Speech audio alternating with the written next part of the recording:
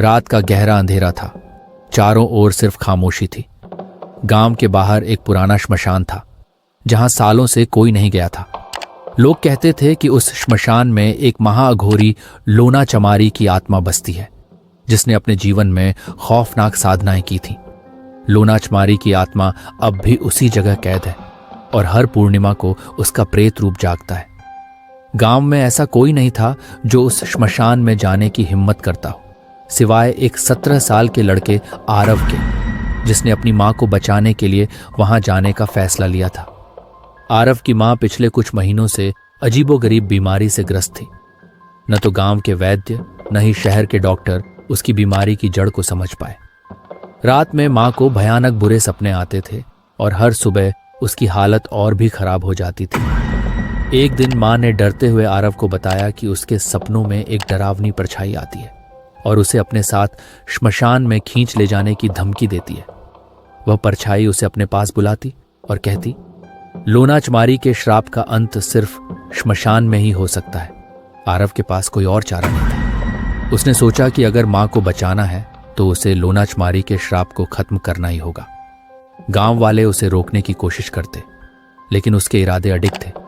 आखिरकार एक रात पूर्णिमा के दिन उसने श्मशान की ओर अकेले ही जाने का निर्णय लिया। श्मशान में घना अंधेरा था। केवल कुछ जली हुई लकड़ियों की राख और हड्डियों के ढेर चारों ओर बिखरे थे। वहां एक अजीब सी ठंडक थी, जैसे हर चीज में मौत का सन्नाटा भरा हो। आरव के कदम लड़खड़ा रहे थे, पर मां के लिए उसका हौसला काबिले तारीफ था। श्मशान के बीचों बीच उसने एक टूटा हुआ चबूतरा देखा, जिस पर एक मटमैला कपड़ा रखा था। आरव को उस कपड़े के नीचे कुछ अजीब सी हलचल महसूस हुई। उसने कपड़े को हटाने की कोशिश की, लेकिन तभी वहां एक भयानक आवाज गूंजी।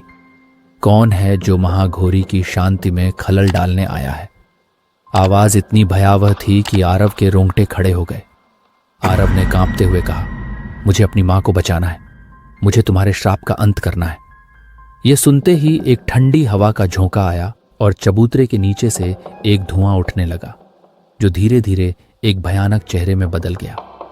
ये लोना चमारी था। लोना चमारी ने आरव को घूरते हुए कहा, क्या तुम जानते हो कि क्यों मैं इस श्मशान में कैद हूं? क्यों मेरी आत्मा शांति नहीं पा सकी?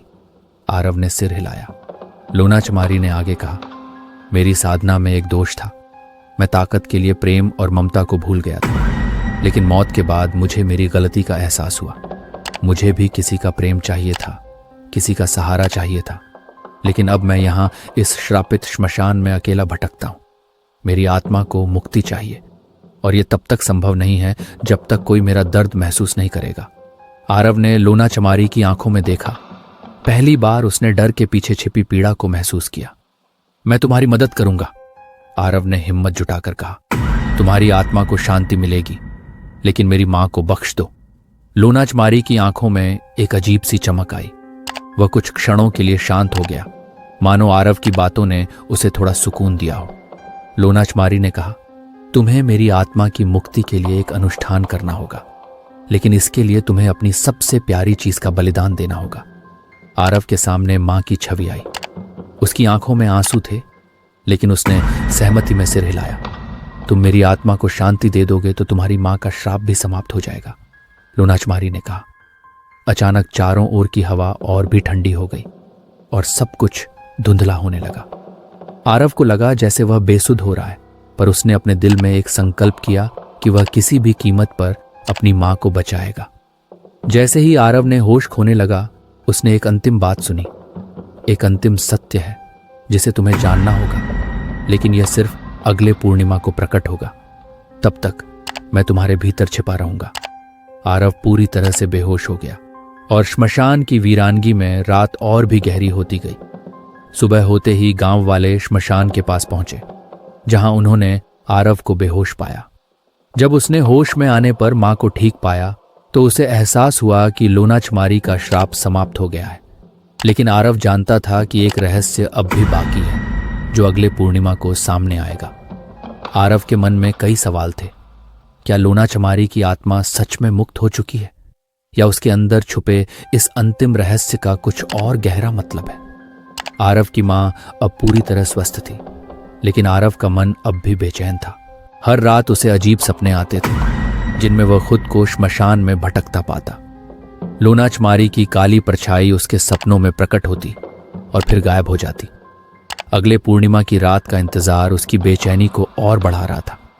उस रात की घटना और लोनाचमारी के शब्दों ने उसके मन में सवालों की एक लंबी कतार छोड़ दी थी। एक अंतिम सत्य है जिसे तुम्हें जानना होगा। फिर से वही रात आई। चांद अपनी पूरी रोशनी में था और एक अजीब खामोशी ने पूरे गांव को घेर रखा था। आरव को ऐसा लगा जैसे कोई अदृश्य शक्ति उसे खींचकर श्मशान की ओर ले जा रही है।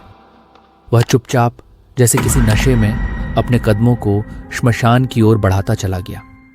श्मशान में पहुंचकर आरव ने वही पुराना चबूतरा देखा जिस पर उसने लोनाचमारी की भयानक परछाई पहली बार देखी थी। इस बार श्मशान में कोई आवाज नहीं थी, लेकिन वहां की हवा में एक अजीब तरह की ठंडक थी जो उसकी हड्डियों तक को कंपा रही थी। चबूतरे पर एक हल्की सी धुंध की परत थी जो धीरे धीरे एक आकृति में बदलने लगी। ये लोनाचमारी की आत्मा थी, लेकिन इस बार वह पहले से अलग लग रहा था। उसकी आंखों में नफरत की जगह एक अजीब सी शांति थी और उसकी आवाज में वह क्रोध नहीं था जो आरव ने पिछली बार सुना था। लोनाचमारी ने धीमी आवाज में कहा, तुम यहां आ गए जैसा मैंने सोचा था। तुमने अपनी मां को बचाने के लिए मुझसे वादा किया था और अब मेरे अंतिम रहस्य को जानने का समय आ गया है। आरव ने ध्यान से उसकी बात सुनी। उसका दिल तेजी से धड़क रहा था। लोनाचमारी ने एक लंबी सांस ली और बोला, सालों पहले मैं भी एक साधारण इंसान था। मेरी भी एक मां थी और मैं भी किसी का बेटा था। लेकिन ताकत की भूख में मैं अपनी मां का प्यार भूल गया और तंत्र मंत्र में खो गया। एक समय ऐसा आया जब मुझे मेरी साधना के लिए अपनी मां का बलिदान करना पड़ा।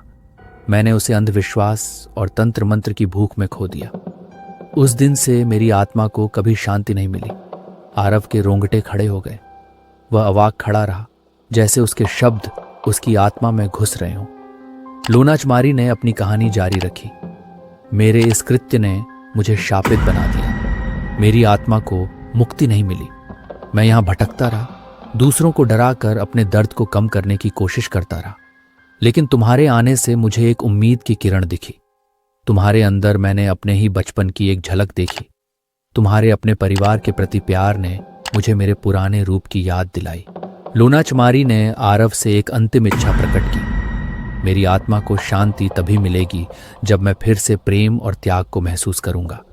इसके लिए तुम्हें मेरे लिए एक अनुष्ठान करना होगा और अपना सबसे प्रिय बलिदान देना होगा। यह बलिदान मेरा बोझ हल्का करेगा और मेरी आत्मा को मुक्ति दिलाएगा। आरव चुप रहा। उसे समझ नहीं आ रहा था कि क्या करे।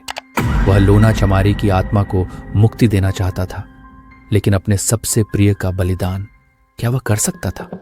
आरव ने अपना निर्णय ले लिया। उसने लोनाचमारी की आत्मा को देखते हुए कहा, मैं तुम्हारे लिए यह बलिदान करने को तैयार हूं।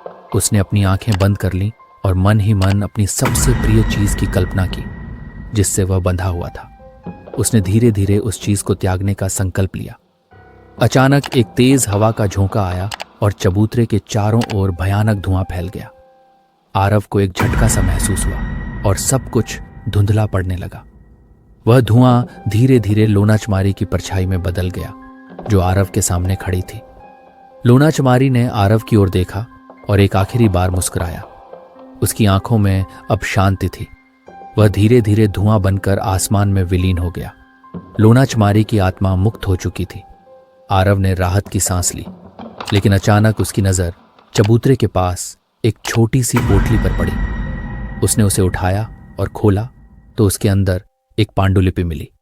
उसमें एक रहस्यमय संदेश लिखा था, तुमने मेरा श्राप समाप्त किया, लेकिन अभी एक और सत्य बाकी है। अगले पूर्णिमा की रात तुम्हें एक और कठिन परीक्षा का सामना करना होगा। मैं हमेशा तुम्हारे साथ रहूंगा। आरव हैरान रह गया। उसके सामने एक नया रहस्य खड़ा था जो उसकी कहानी को और भी गहरा बना रहा था। वह समझ चुका था कि यह कहानी अभी खत्म नहीं हुई थी। अगले पूर्णिमा की रात कुछ और सामने आने वाला था। तो मिलते हैं अगले पार्ट में। और हाँ, वीडियो को लाइक करना, चैनल को सब्सक्राइब करना और अपनी राय कमेंट बॉक्स में देना मत भूलना।